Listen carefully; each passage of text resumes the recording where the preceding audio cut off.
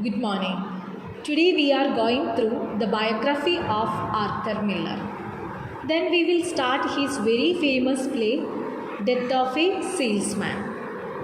Let us begin with Arthur Miller. Arthur Miller was born in Harlem on October 17, 1915, the son of Polish immigrants Isidore and Augusta Miller. Miller's father had established a successful clothing store upon coming to America, so the family enjoyed wealth. However, this prosperity ended with the Wall Street crash of 1929. Financial hardship compelled the Miller family to move to Brooklyn in 1929. Miller graduated from high school in New York in 1933. He applied to Cornell University and the University of Michigan, but both schools refused his admission. Miller worked a variety of odd jobs, including hosting a radio program, before the University of Michigan accepted him. At school, he studied journalism, became the night editor of the Michigan Daily, and began experimenting with the theater. In addition to hosting a radio program, Miller held a variety of jobs during his early career. After he left the University of Michigan, Miller wrote plays for the Federal Theater in 1939. The Federal Theater provided work for unemployed writers, actors, directors, and designers. Congress closed the Federal Theater late in 1939. Miller died on February 10, 2005 of heart failure. He was 89 years old. Now we are going through the career highlights of Arthur Miller. Miller's prolific writing career spans a period of over 60 years. During this time, Miller has written 26 plays. A novel entitled Focus, it was published in 1945. Several travel journals, a collection of short stories entitled I Don't Need You Anymore. It was published in 1967. And an autobiography entitled Time Bends a Life. It was published in 1987. Then we are going to talk about his plays. Miller's plays generally address social issues and center around an individual in a social dilemma or an individual at the mercy of society. Miller's first play, No Villain, produced in 1936, explores Marxist theory and inner conflict through an individual facing ruin as a result of a strike. His next play is Honors at Dawn. It was produced in 1937. It also centers around a strike and contrasting views of the economy, but focuses on an individual's inability to express himself. Next play is The Great Disobedience. It was produced in 1938. It makes a connection between the prison system and capitalism. Next play is The Golden Years. It was produced in 1940. It tells the story of courts despoiling Mexico as well as the effects of capitalism and fate on the individual. Miller produced two radio plays in 1941. The Pussycat and the Expert Plumber Who Was a Man, and William Ireland's Confession. Miller's third radio play, The Four Freedoms, was produced in 1942. The Man Who Had All the Luck. It was produced in 1944. It revolves around a person who believes he has no control over his life, but is instead the victim of chance. His next play is All My Sons. It was produced in 1947. It explores the effect of past decisions on the present and future of the individual. Next play is Dettafi, Salesman. It was produced in 1949. It addresses the loss of identity as well as a man's inability to accept change within himself and society. Next play is The Crucible. It was produced in 1953. It recreates the Salem witch trials, focusing on paranoid hysteria as well as the individual's struggle to remain true to ideals and convictions. Next play is A View from the Bridge. It was produced in 1955. It details three people and their experiences in crime. Next play is Incident at Wiki. It was produced in 1964. It confronts a person's struggle with guilt and responsibility. The Prize. It was produced in 1968. Tells the story of an individual confronted with free will and the burden of responsibility. His next play is Fame. It was produced in 1970. It tells the story of a famous playwright who is confronted but not recognized. The American Clock. It was produced in 1980. It focuses on the depression and its effects on the individual, while Elegy for a Lady. It was produced in 1982. It addresses death and its effects on relationships. His next play is Some Kind of Love Story. It was produced in 1982. It centers on society and the corruption of justice. The Ride Down Mountain Morgan. It was produced in 1991. It centers around a man who believes he can obtain everything he wants. The next play is The Last Yankee. It was produced in 1993. Explores the changing needs of individuals and the resulting tension that arises within a marriage. The next play is Broken Glass. It was produced in 1994. It tells the story of individuals using denial as a tool to escape pain. Miller wrote the screenplay for the movie version of The Crucible, which was produced in 1996. Miller has received numerous honors and awards throughout his career.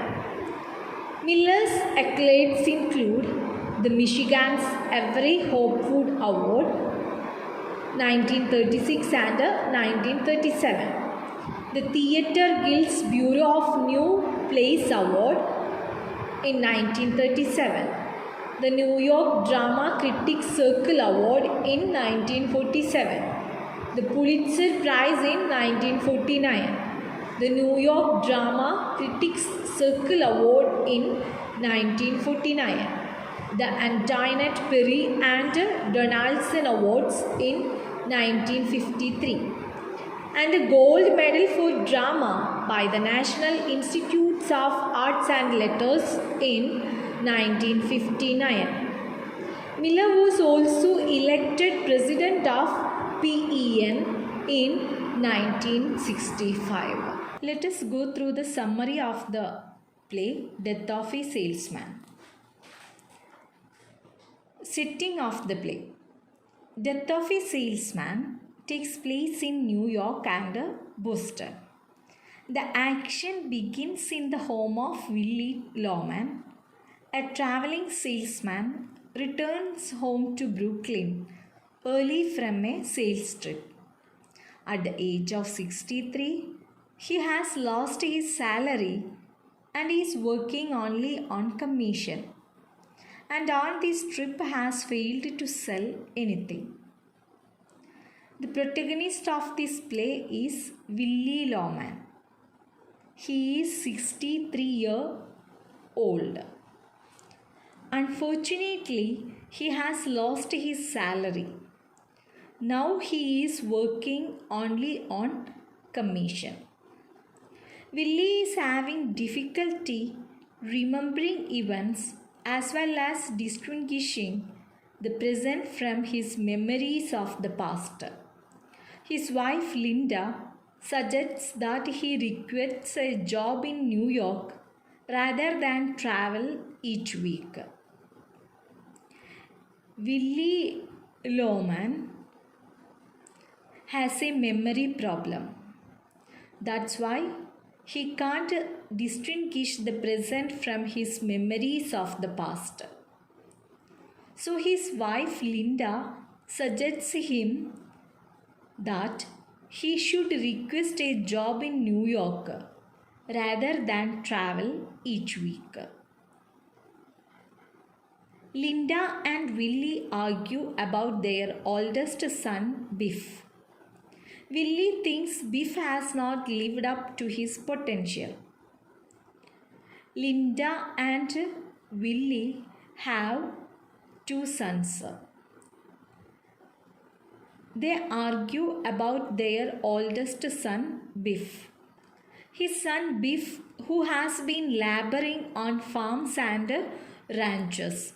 Ranches means a large farm. He has been laboring on farms and ranches throughout the West for more than a decade. Has recently arrived home to work out a new direction for his life. After 10 years of his work on farms and ranches, Biff decides to take a new direction for his life. Willie thinks Biff has not lived up to his potential. Biff also shares his idea with his brother Happy.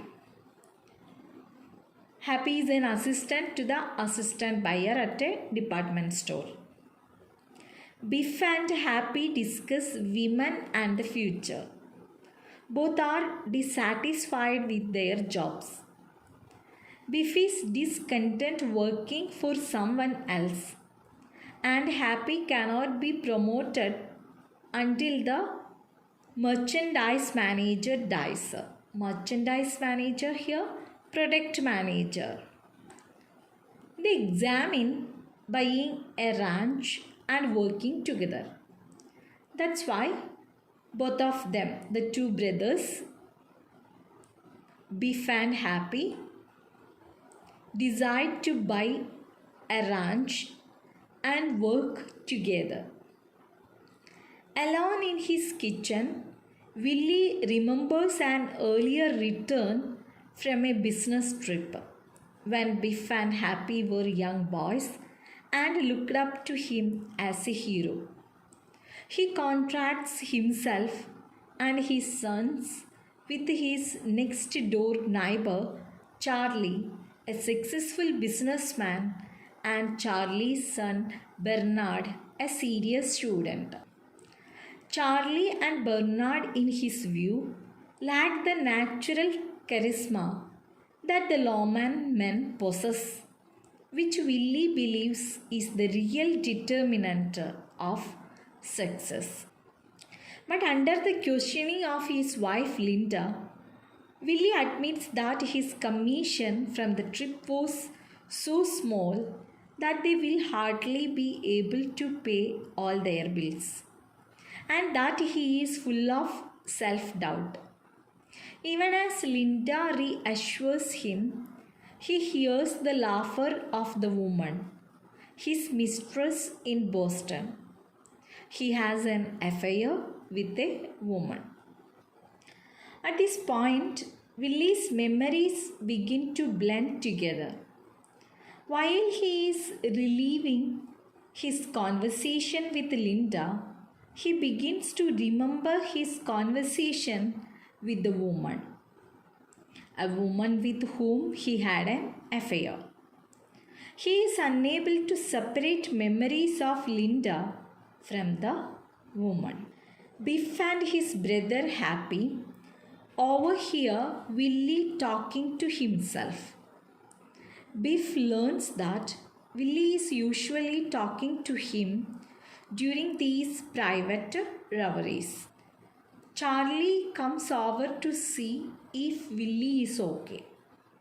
While they are playing cards, Willie begins talking with the recently deceased figure of his brother Ben, who left home at the age of 17 and made a diamond fortune in Africa and Alaska. Charlie offers Willie a job, but Willie refuses out of pride, even though he has been borrowing money from Charlie every week to cover household expenses. Willie has the habit to talk with his deceased figure of his brother Ben.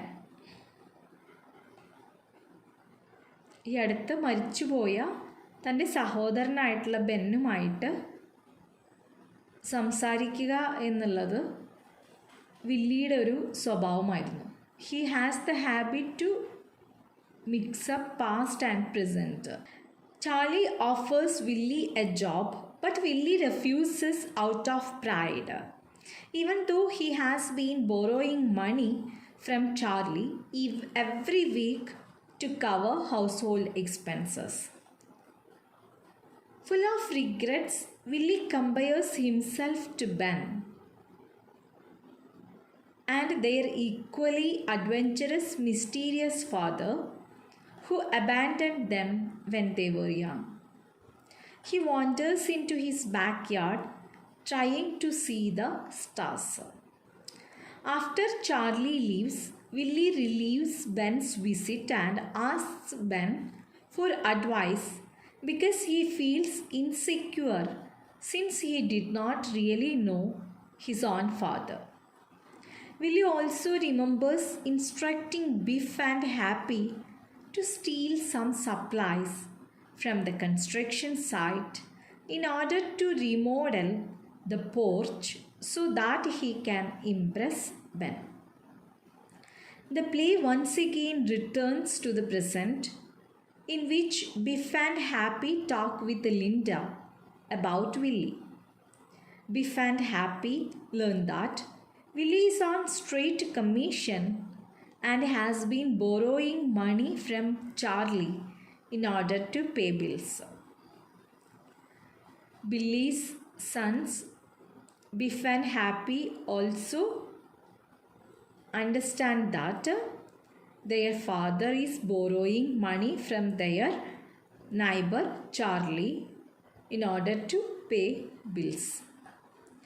Biff agrees to stay home and try to borrow money from his previous employer Bill Oliver in order to start a sporting goods business with Happy, which will please their father.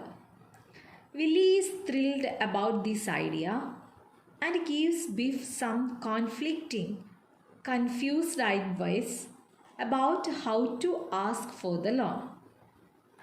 The next morning, at Linda's urging, Willie goes to his boss, Howard Wagner, and asks for a job in the New York office, close to home. During the meeting, Howard informs Willie that there are no positions available in New York. Willie reminds Howard that he named him and he was a very successful salesman when he worked for Howard's father. Willie continues to beg Howard. Howard remains impassive and instead fires him. Willie, humiliated, goes to borrow money from Charlie at his office. Then he meets Charlie. He also borrows money from Charlie. There he meets Bernard, who is now a successful lawyer. I think all of you remembered well Bernard, Charlie's son. While the greatest thing Willie's son Biff ever achieved was playing high school football. Upon being suspended, Willie begins free falling into his memories of the past. Willie recalls Ben's visit once again. This time, Willie asks for advice because things are not going as he planned. പ്രസൻറ്റും പാസ്റ്റും mix ചെയ്യുന്ന ഒരു സ്വഭാവമാണ് നമുക്ക് വില്ലിയിൽ കാണാൻ സാധിക്കുക. Even അയാൾ ജീവിക്കുന്നത് പ്രസൻറ്റിലാണെങ്കിൽ കൂടി എപ്പോഴും കഴിഞ്ഞുപോയ കാര്യങ്ങളുമായി കണക്റ്റ് ചെയ്യുകയും തൻ്റെ മരിച്ചുപോയ അനിയനായിട്ടുള്ള ബെന്നുമായിട്ട് സംസാരിക്കുന്നതുമാണ് വില്ലി ഏറ്റവും വലിയ സവിശേഷത. He remembers Ben offering him a job in Alaska. He accepts, but Linda intervenes and reminds him of Dave Singleman. Willie shifts from his memory of Ben to Biff's last football game. Willie recalls Charlie pretending he is unaware of Biff's game, and this irritates Willie. Willie's daydream ends when he arrives at Charlie's office. Bernard is waiting for Charlie in his office. Willie and Bernard discuss Biff and consider possible reasons for his lack of motivation and success. Bernard says Biff changed right after high school when he visited Willie in Boston. Bernard questions Willie about what happened when Biff went to visit him. എന്തുകൊണ്ടാണ് തൻ്റെ പിതാവായ വില്ലിയെ കാണാൻ ബോസ്റ്റണിൽ പോയതിന് ശേഷം beef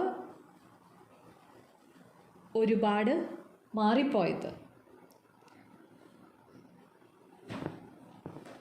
അതിനു മുൻപ് വരെ ഫുട്ബോളിൽ വളരെ ആക്റ്റീവ് ആയിരുന്ന ബിഫിന് എന്താണ് സംഭവിച്ചത് എന്ന് വില്ലിയോട് സമർത്ഥനായ വക്കീൽ കൂടിയായിട്ടുള്ള ബെർണാഡ് ചോദ്യം ചെയ്യുന്നുണ്ട്. Willy becomes defensive. He starts to self justifying. Bernard is on his way to present a case before the Supreme Court.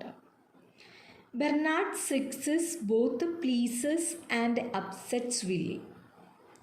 Charlie gives Willie money for his insurance payment and offers him a job, an offer that Willie refuses.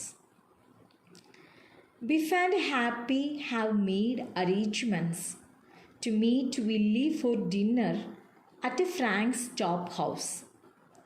Before Willie arrives, Biff confesses to Happy that Oliver gave him the cold shoulder when he tried to ask for the loan, and he responded by stealing Oliver's pen.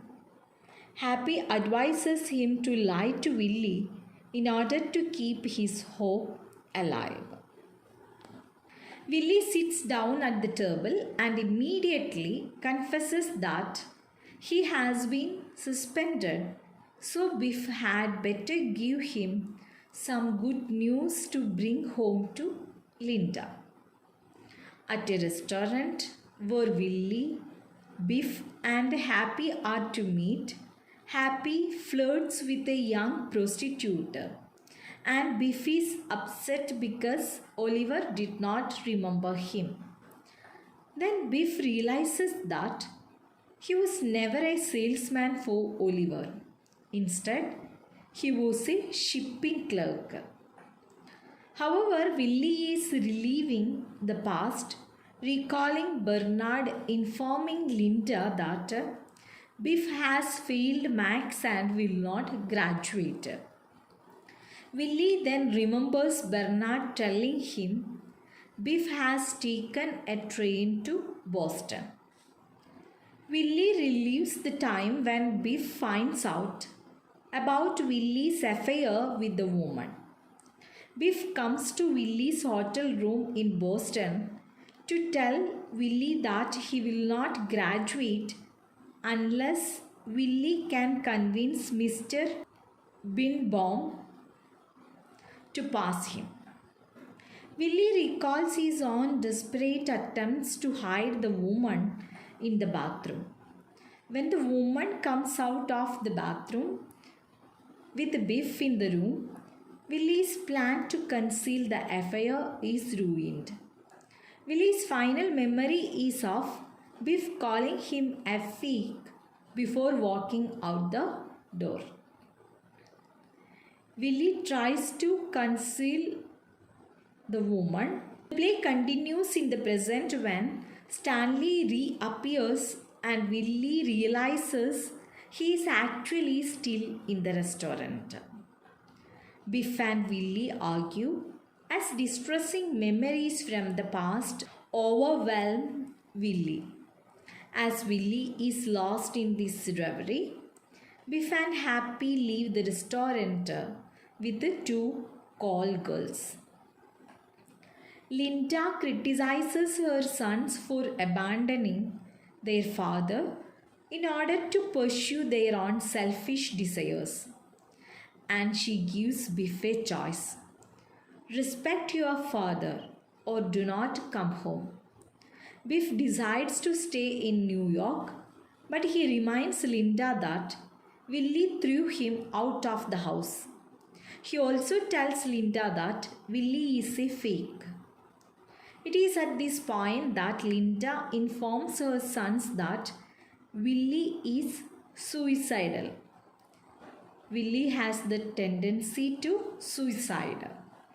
Linda discusses Willie's deteriorating mental state with the boys. She reveals that he has tried to commit suicide, both in a car crash and by inhaling gas through a rubber hose on the heater. Willie overhears his wife and sons talking, and he and Biff argue. When Happy describes Biff's plan to open his own business, Willie directs Biff on what to do during his interview with Bill Oliver. Willie remembers Biff's football games.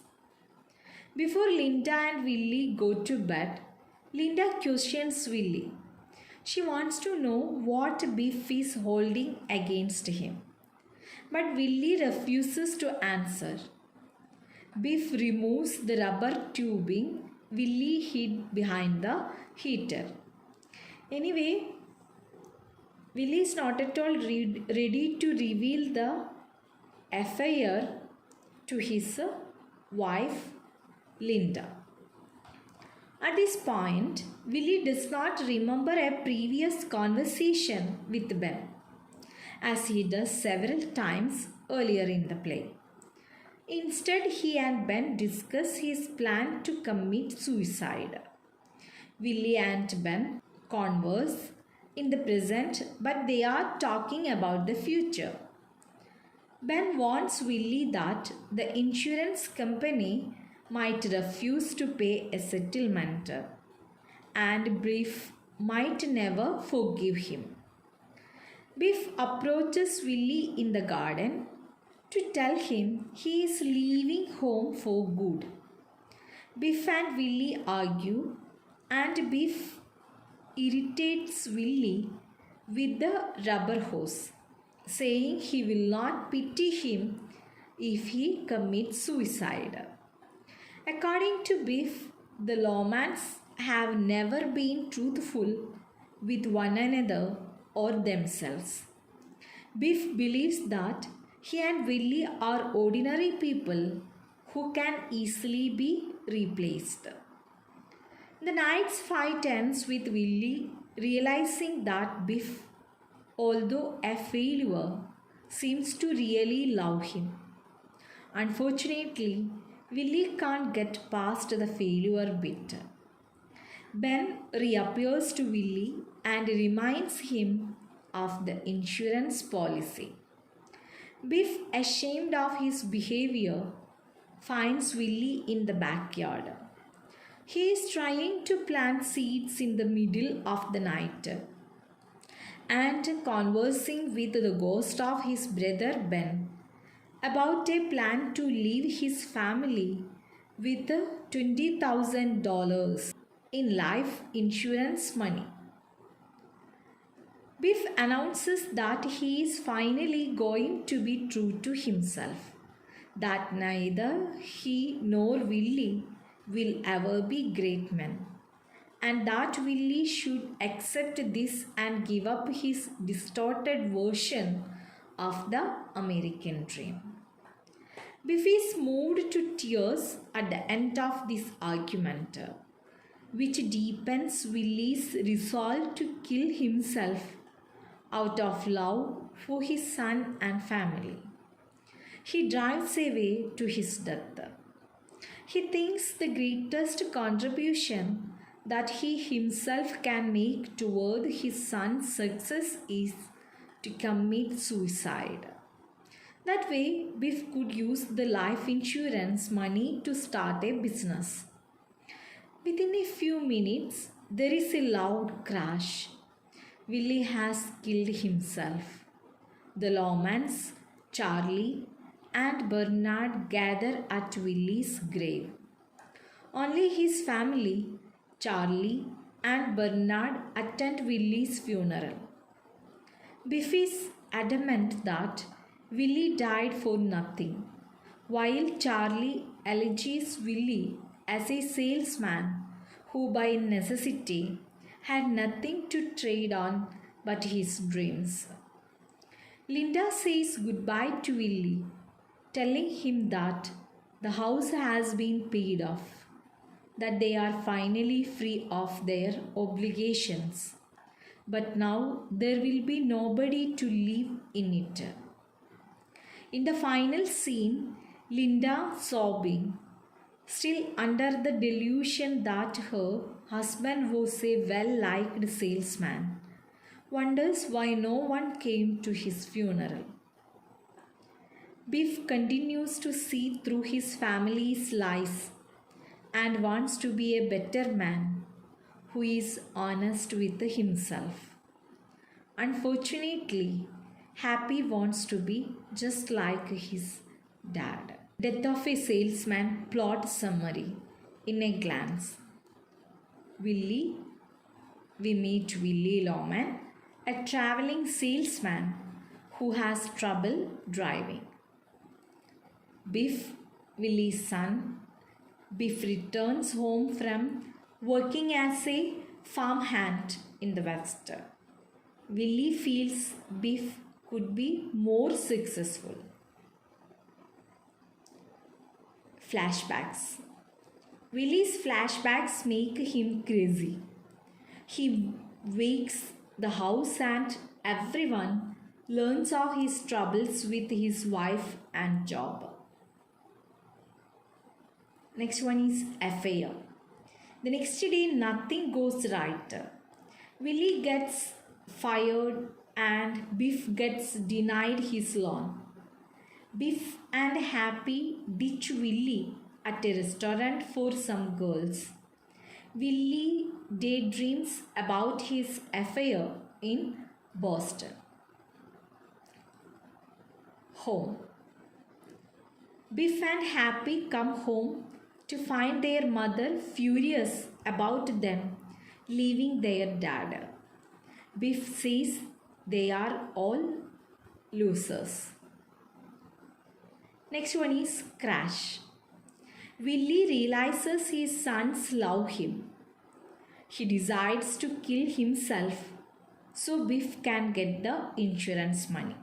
In the end, Linda is still in denial about her husband's troubles. Biff wants to be a better man and Happy wants to be just like his dad. These are the main points. You should go through the author Arthur Miller and also the plot summary of the play Death of a Salesman. Thank you.